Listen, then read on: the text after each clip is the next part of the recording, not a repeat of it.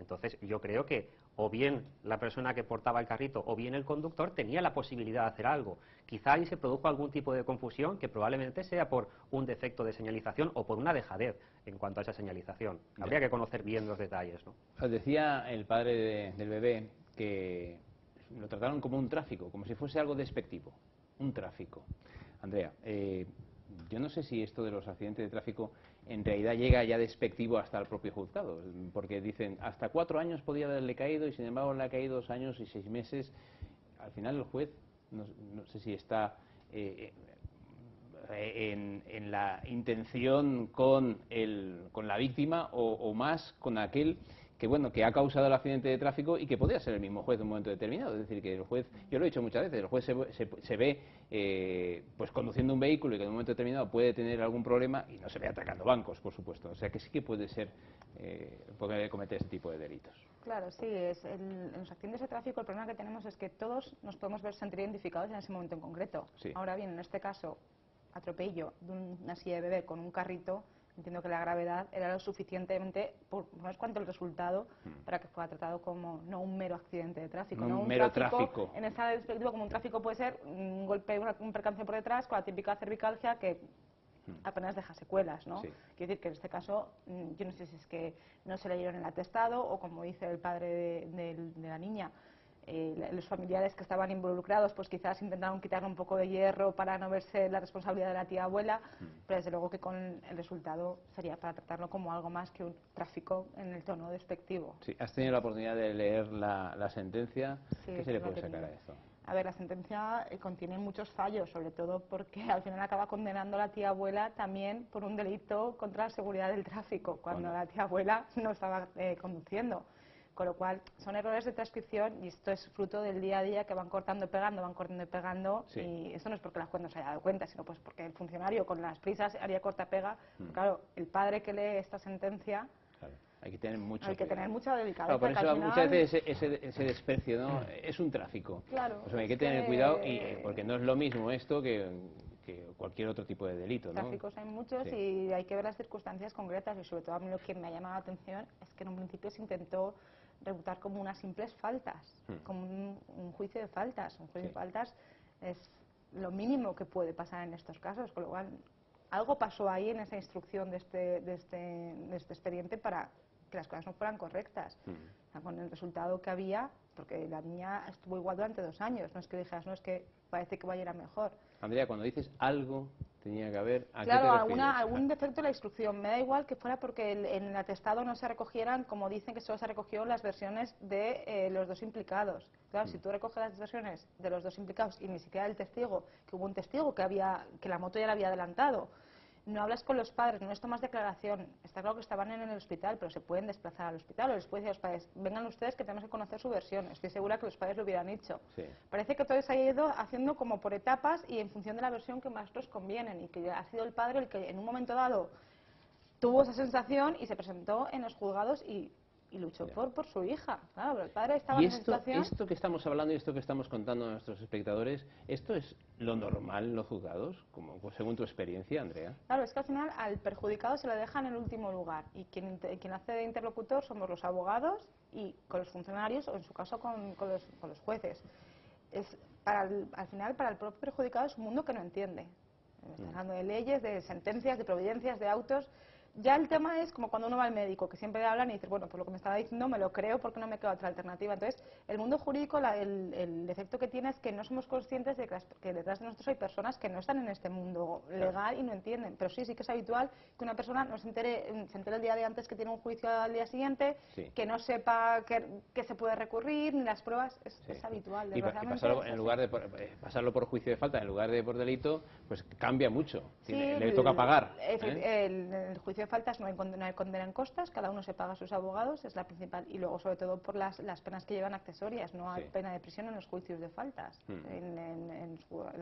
con lo cual la gravedad de las penas es importante, y sobre todo pues la celeridad. En un juicio de faltas al final es un día en el que todo vale, es un mercado. Siempre decimos los abogados que un juicio de faltas es una especie de mercado, que llega ahí uno y uno tiene sus pruebas, el otro tiene las otras, y hasta el día del juicio no sabes lo que te va a pasar. Con lo cual genera mucha indefensión de cara a los perjudicados. Con un juicio oral tiene su fase de instrucción, las pruebas se tienen que aportar en un determinado momento, el día del juicio se puede suspender, con lo cual la diferencia es importante. Sí, don Ángel, y cambiamos de asunto. Sí, esto pone de manifiesto la importancia que tiene el término que utilizamos para referirnos a estas situaciones.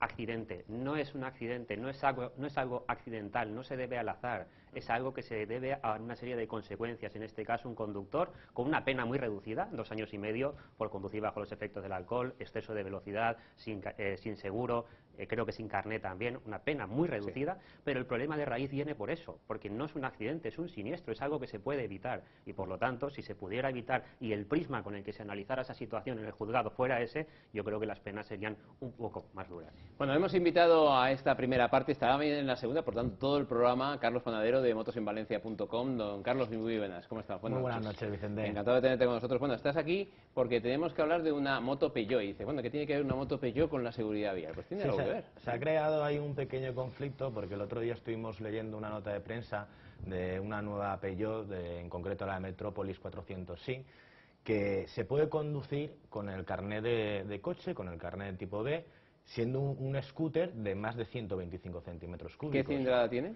En concreto 400 centímetros cúbicos. ¿Se podría llevar con esta moto que estamos viendo? Exactamente. Y a mí la verdad es que me llamó la atención, lo estuve comentando con Ángel, que es nuestro experto en seguridad vial, y llegamos a la conclusión de que como se trata de un vehículo que, que está homologado como un triciclo motorizado, sí que se puede conducir con un carnet de coche, aunque su cilindrada sea superior a de 125 o supere los 15 kilovatios que nos permite llevar el carnet de coche. Explique esto que no está claro. Vamos siempre ha sido moto hasta 125 Exactamente. Y con unos caballos en concreto. Sí, además, no toda hasta 15 kilovatios. Sí, entonces, concretamente los automóviles de ruedas, triciclos o los cuadriciclos, los quads, los buggies, este tipo de vehículos se pueden conducir con el permiso B. Más que se pueden, es el permiso que se necesita para llevar ese tipo de vehículos. Este en concreto. Es que esto es una triquiñuela bastante interesante, que yo diría que viene de Red Bull o en la época de Ross Brown, ¿verdad? Porque es mirar el reglamento en profundidad. Esto es Adrian Newey o Ross Brown, ¿no? El que lo ha ideado, porque es una triquiñuela muy interesante para permitir que estos vehículos se puedan conducir con el carnet de coche, con el permiso de la clase B. Y además, si recuerda, hace unos programas hablábamos de los cambios que se planteaban en el reglamento de circulación en cuanto a velocidades.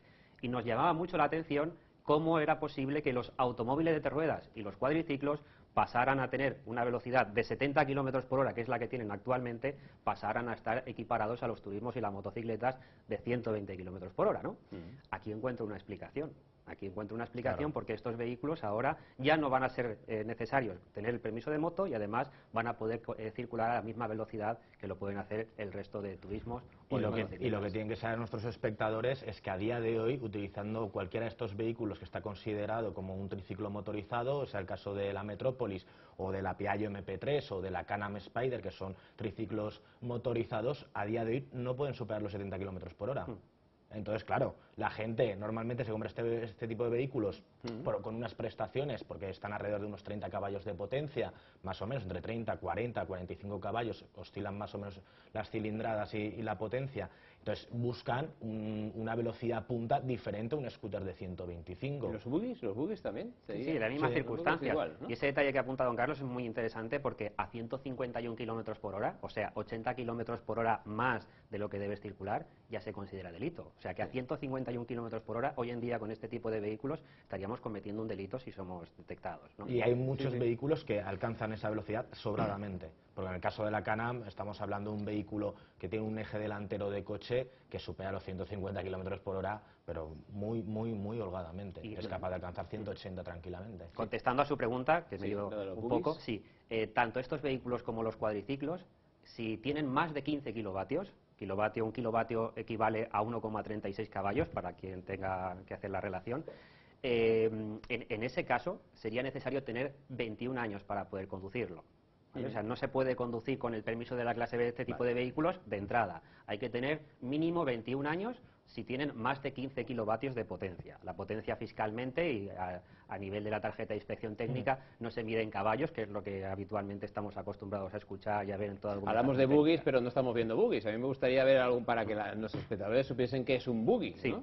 ¿Vale? sí, es un vehículo con 4 ruedas, con esa estructura tubular, ¿verdad? Y bueno, los hay Preparado para también. ir por el monte. Sí, exacto, pero que también circulan por las Sí, poblaciones, las exactamente. ciudades y demás. Y ahí tenemos una cuestión que antes del 2009, este tipo de vehículos sí que se podía conducir con el permiso de la clase A1 si no tenía más de 125 centímetros cúbicos. A partir del 2009 cambió el Reglamento General de Conductores y ese tipo de vehículos solo se puede conducir con el permiso de la clase B, el de coche. Bueno, pues dicho queda, esos son buggies, este tipo de vehículos.